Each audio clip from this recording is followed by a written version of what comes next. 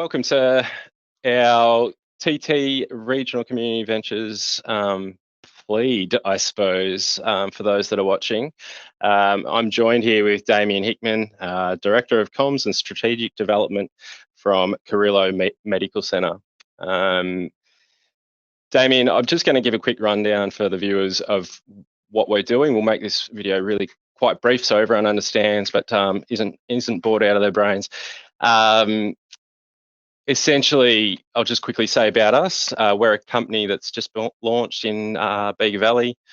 We have a team of marketing, web design, finance, HR, the whole gamut that can create startup businesses.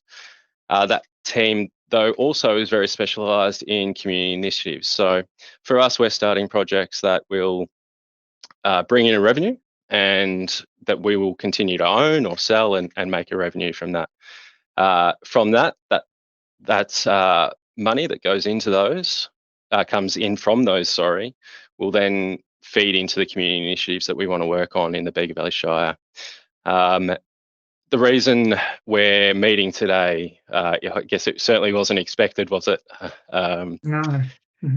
Well, it wasn't for me anyway, Damien. It was sort of on my mind maybe 2 months down the track, but I'm super excited we've managed to connect. But I'm not really excited by why we're having to, I suppose. We've got an urgent need, or you and April and Belinda, the crew down at Eden, a real urgent need that needs addressing straight away, really, from my understanding. Can you tell us a bit about that, Damien? Yes, thank you, Jason. Eden is, as we know, it's a small community. At the very southern end of the Bega Valley. It's classified as being, more than average in its remoteness and social disadvantage. Triple M5 is the technical zoning for Eden, and like all rural communities and general practice in those settings, getting doctors and other health workforce professionals to come to your area is a challenge.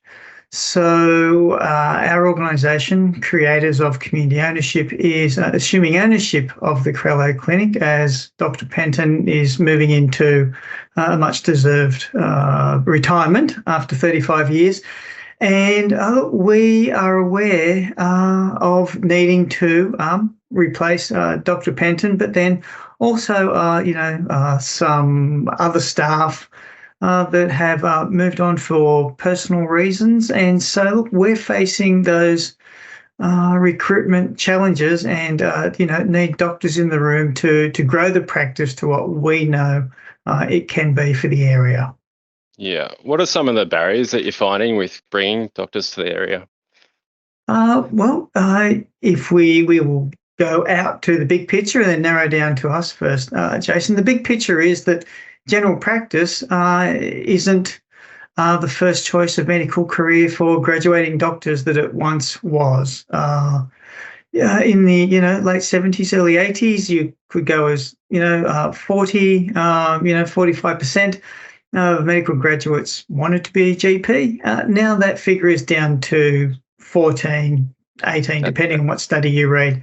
Of those 14, let's say, a quarter of those have a desire to practice rurally. So, you're looking at, let's be generous and say 6 out of 100 medical graduates want to be a rural GP.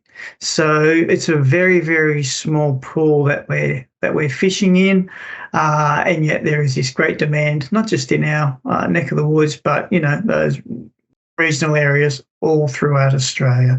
So that makes it very, very tricky to recruit, and living in a rural area, we know it's wonderful and we know it's great, but for people to come down and give it a try and take a punt, having them to take a leap of faith is also a little bit of a challenge too, but one that we're looking forward to taking on. Yeah, when we talked yesterday, you touched on about how we're needing now, because there's not enough GPs in Australia, to now look at places like Canada, New Zealand, and the UK, because of the less restrictions around visas and that sort of thing. How are you looking for help in that? We're reaching out to anyone that also has a passion and wanting to address this rural GP crisis. We use that word because it is a crisis. So there are great community-minded people such as yourself, Jason, and your organisation and the TT initiative. Look, we have our own small little team. So we, in our spare time, right, we are Googling, LinkedIning, there's some other people that, have HR skills that were like, can you give us a few hours when you're at home, looking to see what avenues you can do. But in terms of filling those numbers, an international medically trained doctor, yes, the UK, Canada and New Zealand have an easier pathway across. And typically, rural GPs, you will find that the majority of them are overseas trained doctors, because when overseas trained doctors want to come, build a career in Australia, they, particularly GPs, they have to give some time in areas of need, which will be rural areas. So they come in, jump through the hoops to be fully qualified in our system, but during that time, work in rural areas. And thank goodness they do. If it wasn't for those IMGs, they call them, international medical graduates, we would be in an even worse situation. Yeah. And so we're going down that path as well for Eden. Yeah. Yeah, my understanding is it's not just our area, our region that's struggling with this. It's Australia-wide, essentially. So to be able to look outside of the box and explore how we amend that or fix that problem or that need, address that need, we're wanting to provide you with as much support or help through that. The reason it is so critical, in my view, is the flow-on effect that would occur if, let's say, the clinic was to close down in Eden. Yes. That will not only impact you guys, the people in the community of Eden, but also the medical centre in Pambula, in the ones in Merimbula, Chura, and so forth. But in particular, the hospital in Bega also. And then that also then impacts Canberra Hospital. There's this massive effect. So it's essential that people jump on board and support you as much as possible, I believe, and it needs to be a priority. Yes. TT Regional Community Ventures, which is a part of Talk today, will be offering you services such as a full marketing campaign throughout those 3 countries mentioned. We will be offering you services such as free social media marketing. That can be on an ongoing basis if needed. Things like administration, website design, anything that you need that can be done remotely, we want to offer that to you. Thank you. Thank you.